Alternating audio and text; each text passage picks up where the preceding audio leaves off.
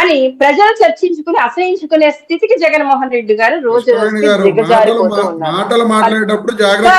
రాజకీయ విమర్శ సార్, ఇది రాజకీయ విమర్శ కాదు సార్, ఇది రాష్ట్ర భవిష్యత్తు మీద దాడి. జగన్మోహన్ రెడ్డి గారు చేస్తున్నది రాష్ట్ర భవిష్యత్తు మీద దాడి. అలాగే పరిస్థితులు ఉంటాయి, మాటలు మాట్లాడేటప్పుడు జాగ్రత్తగా మాట్లాడండి. రాష్ట్రం మీద ప్రేమ ఉందా నిజంగా జగన్మోహన్ రెడ్డి గారికి? దుర్మార్గుడికి లాభం లేకపోతే రాకూడదు అనేటువంటి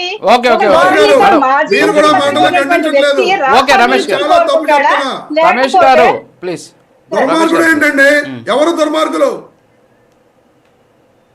సార్ నేను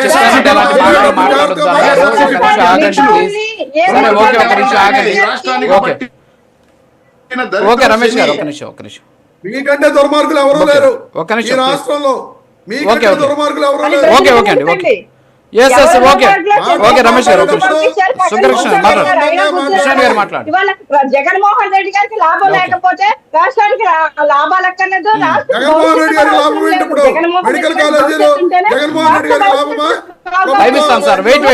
లేకపోతే వరల్డ్ బ్యాంక్ కి సార్, వరల్డ్ బ్యాంక్ కి లేఖల కూటమి ప్రభుత్వం రాసుకుంటున్నారు సార్. ఒక ఇల్లు కట్టుకుంటాడు ఒక యజమాని, ఆ ఇంట్లో బిడ్డలు చదివించుకుంటాడు ఒక యజమాని.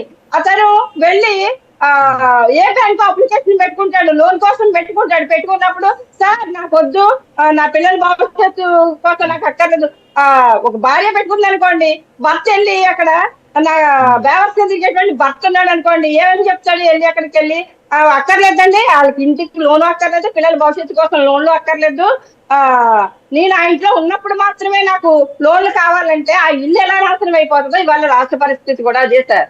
జగన్మోహన్ రెడ్డి గారు చేస్తున్నది కూడా అంతే.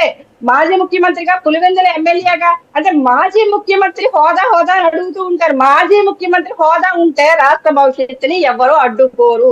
జగన్మోహన్ రెడ్డి గారు లాంటి వ్యక్తి అసలు అడ్డుకోడు.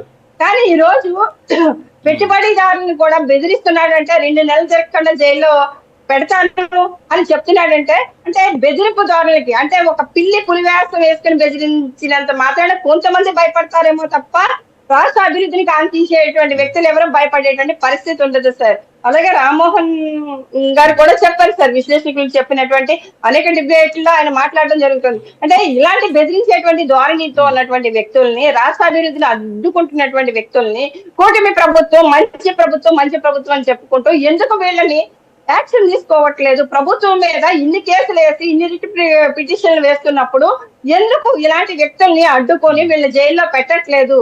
రాష్ట్ర భవిష్యత్తును కాంక్షించేటువంటి వ్యక్తులుగా అనుభవజ్ఞులైనటువంటి సీఎం గారు ఎందుకు వీళ్ళ మీద యాక్షన్ తీసుకోవట్లేదు? అంటే మంచితనం వెళ్తే చేతగనితనం అయిపోతుంది కదా అని ఆయన కూడా అనేక డిబేట్లలో చెప్పడం జరిగింది. అంటే మేము కూడా రిక్వెస్ట్ చేసేది ఏంటంటే, ముందుగా రాష్ట్ర అభివృద్ధి ముఖ్యం, ప్రజల క్షేమం ముఖ్యం, సంక్షేమం ముఖ్యం, అభివృద్ధి ముఖ్యం. కాబట్టి ఇలాంటి చిల్లర వ్యాఖ్యలు చేసేటువంటి వ్యక్తుల్ని ఖచ్చితంగా యాక్షన్ తీసుకోవాల్సినటువంటి అవసరం ఉంది. రాజు గారు మీరు కూడా చెప్పారు ఇందాక, ఒక సోషల్ మీడియాలో ఒక పోస్ట్ చేస్తే వాళ్ళు తీసుకెళ్లి జైల్లో పెడతారు, వెంటనే అరెస్ట్ చేస్తారు. జగన్మోహన్ రెడ్డి గారిని ఎందుకు చేయట్లేదు అంటే, ఇక్కడ ప్రజల్లో కూడా అనేక అనుమానాలు రేకెత్తుతున్నాయి సార్. అంటే మేము కూటమిలో ఉన్నటువంటి వ్యక్తులుగా కూటమిని గౌరవిస్తూనే, మా అధినేత పవన్ కళ్యాణ్ గారి ఆదేశాలను శిరసా వహిస్తూనే ప్రజల్లో నానుతున్నటువంటి కొన్ని విషయాలు బయట పెట్టాల్సినటువంటి అవసరం ఉంది.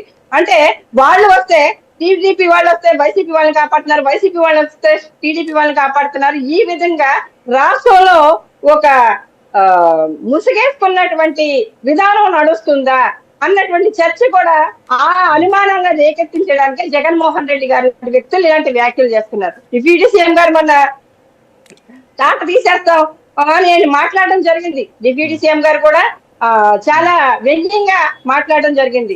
వీళ్ళ హెచ్చరికలు జారీ చేస్తూ మరీ మాట్లాడడం జరిగింది. అయినా సరే వీళ్ళకి పుట్టినట్టు కూడా లేకుండా తిరిగి మా మీదే బురద వేస్తున్నటువంటి పరిస్థితి. కూటమి ఒక్క నిర్ణయాన్ని గౌరవిస్తూనే ప్రజల్లో తప్పుడు సంకేతం వెళ్లకుండా ఖచ్చితంగా ఇలాంటి వ్యక్తుల మీద యాక్షన్ తీసుకోవాల్సినటువంటి అవసరం మా ఎన్డీఏ కూటమి ప్రభుత్వానికి కూడా ఉంది సార్. అలాగే వరల్డ్ బ్యాంక్ కి సంబంధించినంత వరకు ఆంధ్రప్రదేశ్ మీద నమ్మకాన్ని సన్నగల్లకుండా మాత్రం కాపాడవలసినటువంటి బాధ్యత కూడా ఉంది. ఓకే రమేష్ గారు రియాక్ట్ అవ్వండి. సరే, ఇప్పుడు ఇందాడ అజయ్ గారు మాట్లాడుతూ అప్పులు ఆంధ్రప్రదేశ్ చేస్తామని చెప్పారు. 14 లక్షల కోట్ల అప్పు ఉందని చెప్పి ఎన్నికలకు ముందు ఎన్నికల తర్వాత నోటికి వచ్చినట్లు చంద్రబాబు నాయుడు గారు, పవన్ కళ్యాణ్ గారు వీళ్ళందరూ కూడా ఎన్ని అబద్ధాలు ఆడారో ఈ రాష్ట్రంలో ఉన్న ప్రజలందరూ చూశారు. చివరికి 2019 నుంచి 24 మధ్య 5 సంవత్సరాల కాలంలో కేవలం 3,32,000 కోట్ల అప్పు మాత్రమే చేసింది జగన్మోహన్ రెడ్డి గారి ప్రభుత్వం అని చెప్పి అసెంబ్లీలో వీళ్ళ ఆర్థిక శాఖ మంత్రి పయ్యావుల కేశవ్ గారు ప్రకటించారు. మరి సిగ్గు లేకుండా ఇప్పటికి కూడా అప్పులు ఆంధ్రప్రదేశ్ చేస్తారు అంటారు. ఈ 18 నెలల కాలంలో 2,66,000 కోట్ల రూపాయలు అప్పు చేసిన వీళ్ళు ఎక్కువ అప్పులు చేశారా? వీళ్ళు ఆర్థిక విధ్వంసం చేస్తున్నారా? మేము ఆర్థిక విధ్వంసం చేసామా? ఇంకా ఎన్నాళ్ళు ఉన్నా సరే ఇలాంటి అబద్ధాలు, అసత్యాలు వీటినే తప్ప వీళ్ళు ఎప్పుడు నిజాలు చెప్పిన దాఖలాలు లేవు. అలాగే ఆయన అజయ్ గారు మాట్లాడుతూ గురుమూర్తి గారు పార్లమెంటరీ స్టాండింగ్ కమిటీలో సంతకం పెట్టారు పీపీపీ మోడీకి. అది మరి ఆయన బలపరిచిన